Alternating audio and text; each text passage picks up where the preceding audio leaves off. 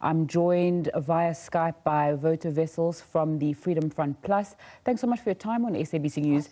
Your party leader said the lockdown was a drastic but necessary step. So what's your reaction to that interest rate cut and the general government response? Well, the interest rate cut is very necessary, and we welcome that. On a monetary front, that is what is currently going to give short-term to medium-term relief and more liquidity to South Africans out there.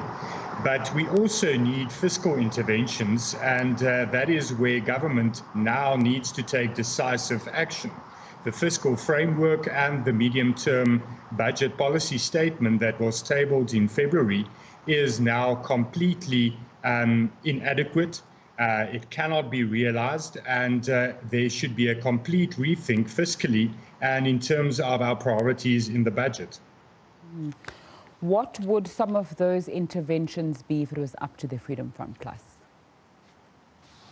I think we need structural reforms, and that includes getting rid of certain state-owned companies, which has up until now only been a burden on the taxpayer and on the fiscus.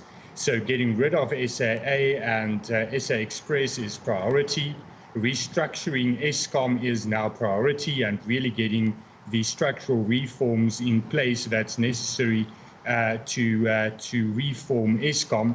We also need stimulus packages to South Africans. We need to reprioritize expenditure that was budgeted for but is now not priority, and rather utilize those funding to save small to medium and micro enterprises. Mm-hmm.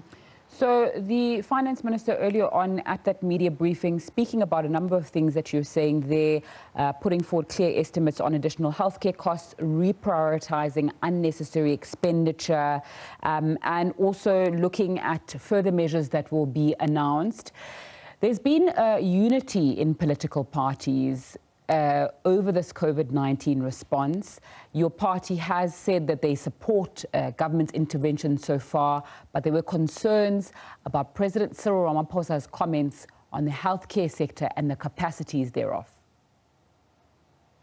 Yes, there is a lot of concern with regards to if our healthcare system can really does really have the capacity to intervene in this crisis. If more screening takes place and more tests are done, our first question is if the laboratory services do have the capacity, and secondly, if we do have enough beds available to treat those who are infected. So that is short-term priorities that needs to be addressed. We are also concerned with the economic activity. The lockdown is necessary, but we need to stimulate the economy whilst we are in lockdown. And there's certain interventions that we are proposing to government that can still prevent the spread of the virus and the infection rate, but can get certain businesses going and certain sectors going with restrictions and limitations. Mm-hmm. We know that the economic challenges that we're going to face are not uniquely South African. There's projections that the global economy is going to contract by about 2.9%, and the South African economy, at what looks like a best case scenario, will be contracting by 5.8%. How long can we expect that to last? And then reasonably, what measures can be put in place when this is a global economic crisis?